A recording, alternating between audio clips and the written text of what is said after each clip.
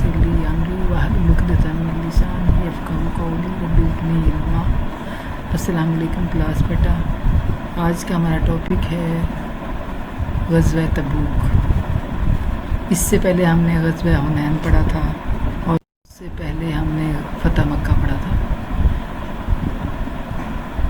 بیٹا فتح مکہ آپ نے پڑھا کہ جو ہے مکہ فتح ہونے کے بعد بہت سارے لوگوں نے اسلام قبول کرنا شروع کر دیا تھا، زیادہ سے زیادہ لوگوں نے اسلام کو طاقت ملی تھی، لیکن اس کے باوجود اندر کچھ ایسے گروہ تھے جو آپ صلی اللہ علیہ وسلم کو پریشان کرتے رہتے تھے وقت، تو اس کی وجہ سے جو ہے اس کے بعد غزوہ حنین پیش آیا۔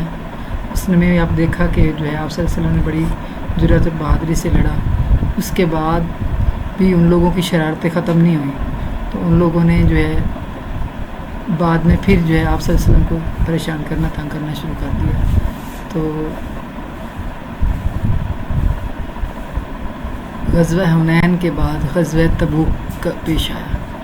تو غزوہ تبوک کی کیا وجہ بنی تھی، اس کا پس منظر کیا تھا کہ جب مشرکین جو مکہ تھے، کفار مکہ تھے جنہوں نے اسلام قبول نہیں کیا تھا، جب انہوں نے دیکھا کہ مسلمان جو ہے ان کو طاقت مل رہی ہے، زیادہ سے زیادہ لوگ مسلمان ہو رہے ہیں، تو انہوں نے جو ہے آپ صلی اللہ علیہ وسلم کو پریشان کرنے کے لیے ایک اور پلاننگ کی۔ وہ مسلمانوں کی جو بڑھتی ہوئی طاقت ہے اس سے خوف زدہ تھے، تو روم کا جو ہے حکمران ہرقل اس کا نام تھا، وہ اس کام میں سر فہرست تھا۔ اس نے کیا کیا کہ اس نے 40,000 کا لشکر تیار کیا کہ آپ صلی اللہ علیہ وسلم پر ان کے مسلمانوں پر جا کر حملہ کریں۔ تو آپ صلی اللہ علیہ وسلم کو جب یہ اطلاع ملی کہ جو ہے رومی فوج مسلمانوں پر حملہ آور ہونے کے لیے شام کی سرحد پر جمع ہونا شروع ہو رہی ہے، تو آپ صلی اللہ علیہ وسلم نے صحابہ کرام کو جہاد کی تیاری کا حکم دیا، جہاد کی تیاریاں روانہ۔ تو بیٹا وہ جو دور تھا مسلمانوں پر بڑی غربت تھی، مالی تنگ دستی تھی، لیکن پھر بھی جنگ تو لڑنی تھی۔ آپ صلی اللہ علیہ وسلم نے صحابہ کرام سے فرمایا کہ جنگ کی تیاری کریں اور ساتھ میں جو ہے سامان پیش کریں، جنگ کے لیے مدد کریں۔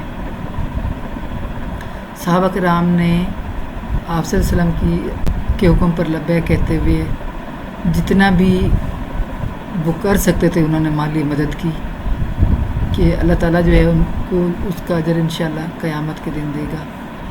تو اس موقع پر حضرت ابوبکر صدیق رضی اللہ تعالیٰ عنہ نے اپنے گھر کا سارا سامان لا کر آپ صلی اللہ علیہ وسلم کی خدمت میں پیش کر دیا۔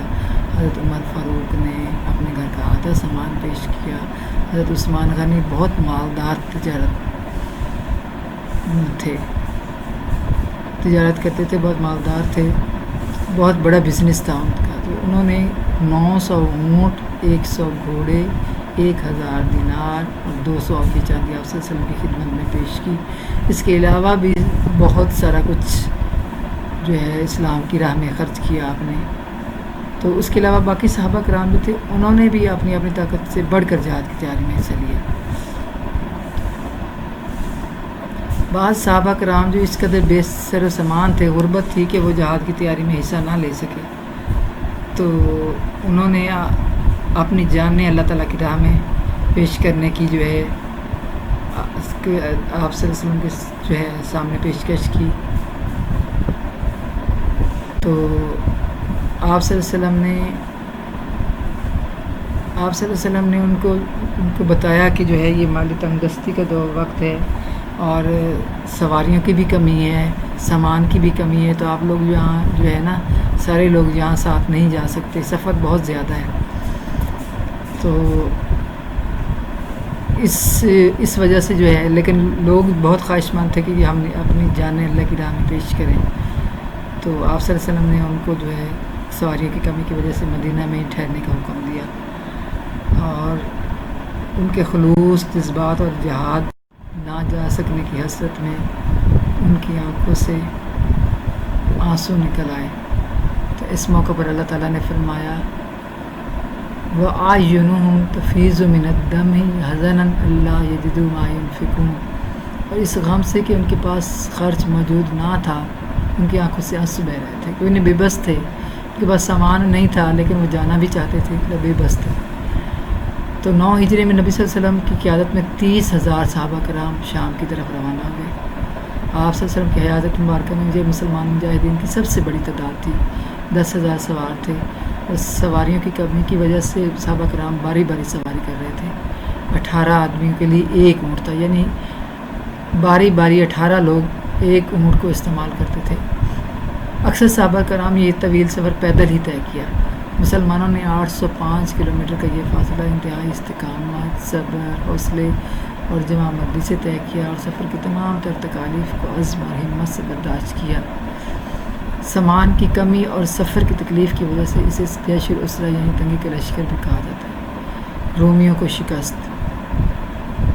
جب مسلمان نے اس قدر جوش و خروش سے اتنی بڑی تعداد میں وہاں پر پہنچے، اسلامی لشکر وہاں پر پہنچا، تو جو رومی فوج ہے وہ دیکھ کر ڈر گئی، وہ مقابلے کی ہمت ہی نہ کر سکی اور وہ واپس چلے گئے، اور اس طرح مسلمانوں کو بغیر لڑائی کے فتح حاصل ہوئی۔ اور آپ صلی اللہ علیہ وسلم نے تمام صحابہ کرام کے ہمراہ 20 دن تک غزوہ تبوک کے مقام پر قیام کیا۔ تبوک اس جگہ کا نام ہے جہاں پر آپ صلی اللہ علیہ وسلم لڑائی کے لیے گئے تھے، جنگ کے لیے گئے تھے۔ تو پھر آپ صلی اللہ علیہ وسلم واپس آئے۔ جب واپس آئے تو آپ صلی اللہ علیہ وسلم کا ایسے ہی استقبال کیا گیا جیسے ہجرت مدینہ کے موقع پر، مکہ سے مدینہ جب لوگ ہجرت کر کے گئے تھے آپ صلی اللہ علیہ وسلم، تو مدینہ والوں نے آپ کا استقبال کیا تھا۔ عورتوں اور بچوں اور بچیوں نے آپ صلی اللہ علیہ وسلم کو اس طرح والہانہ استقبال کیا جس طرح ہجرت مدینہ کے موقع پر کیا تھا۔ نتائج کیا نکلے؟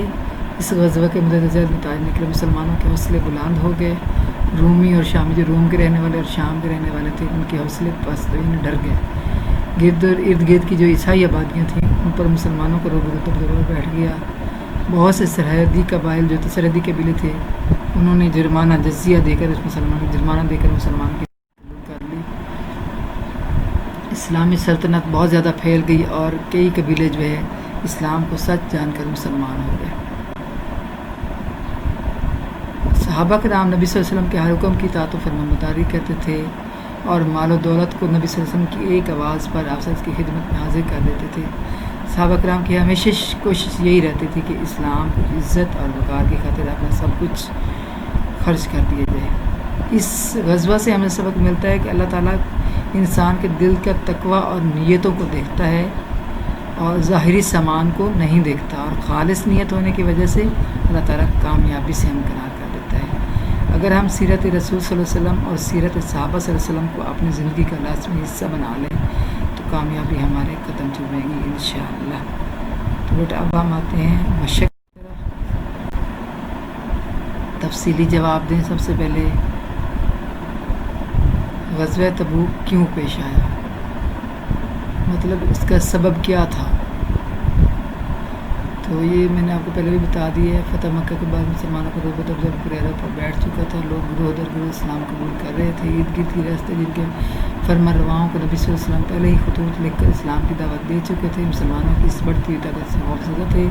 روم کا حکمران ہرقل ان میں سر فہرست تھا، اس نے 40,000 افراد کا لشکر تیار کیا۔ جب حضور اکرم صلی اللہ علیہ وسلم کو یہ اطلاع ملی کہ رومی فوج مسلمانوں پر حملہ آور ہونے کے لیے شام کی سرحد پر جمع ہونا شروع ہو رہی ہیں، تو آپ صلی اللہ علیہ وسلم نے صحابہ کرام کو جہاد کی تیاری کا حکم دیا۔ سوال نمبر 2 ہے، غزوہ تبوک کے موقع پر صحابہ کرام نے کس طرح مالی مدد کی؟ اس موقع پر حضرت ابوبکر صدیق نے اپنے گھر کا سارا سامان لا کر نبی صلی اللہ علیہ وسلم کی خدمت کر دیا۔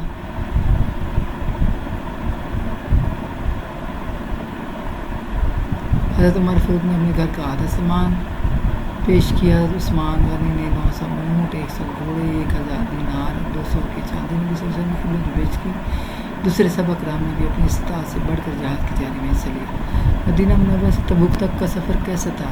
سن 9 ہجری میں نبی صلی اللہ علیہ وسلم کی قیادت میں 30,000 صحابہ کرام شام کی طرف روانہ ہوئے۔ آپ صلی اللہ علیہ وسلم کی حیات مبارکہ میں مسلمان مجاہدین کی سب سے بڑی تعداد تھی، ان میں 10,000 سوار تھے۔ سواریوں کی کمی کی وجہ سے صحابہ کرام باری باری سواری کرتے تھے، 18 آدمیوں کے لیے ایک اونٹ تھا۔ اکثر صحابہ کرام نے تو یہ طویل سفر پیدل ہی طے کیا۔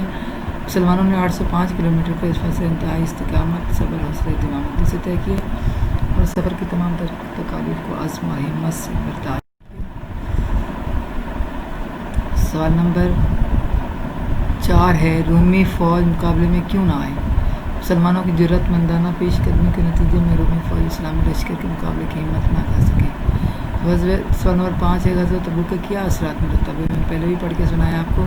مسلمانوں کے حوصلے بلند ہو گئے، رومی اور شامیوں کے حوصلے پست ہو گئے، گرد نواح کی صحیح بازی پر مسلمانوں کو رغبت بڑھ گیا، بہت سے سرحدی قبائل نے جزیہ دے کر مسلمانوں کی اطاعت قبول کر لی، اسلامی سلطنت کی سرحدیں مزید پھیل گئیں اور کئی قبائل اسلام کی حقانیت کو تسلیم کر کے مسلمان ہو گئے۔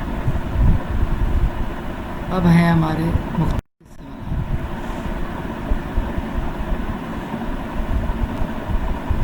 رومی فوجیں کس ملک کی سرحد پر جمع ہونا شروع ہوئیں؟ ملک شام کی سرحد پر ہرقل نے کتنے افراد کا لشکر تیار کیا؟ 40,000 افراد کا۔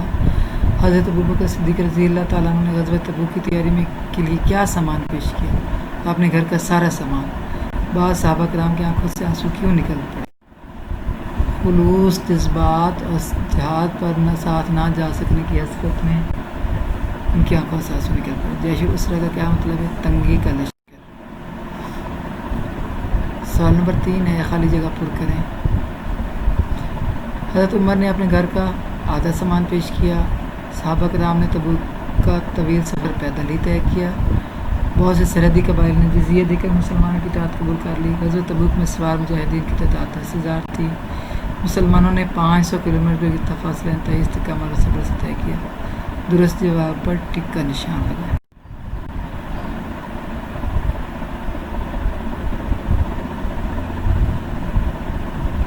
مسلمانوں نے تبوک کے مقام پر کتنے دن قیام کیا؟ 20 دن۔ حضرت ابوبکر صدیق رضی اللہ تعالیٰ عنہ نے غزوہ تبوک میں کیا پیش کیا؟ سارا سامان۔ اسلامی لشکر کی جہاد پر روانگی کے وقت بعض صحابہ کرام کی آنکھوں سے آنسو کیوں نکل پڑے؟ حسرت میں۔ غزوہ تبوک میں اسلامی لشکر کی تعداد 30,000 تھی۔ تبوک نام ہے جگہ کا۔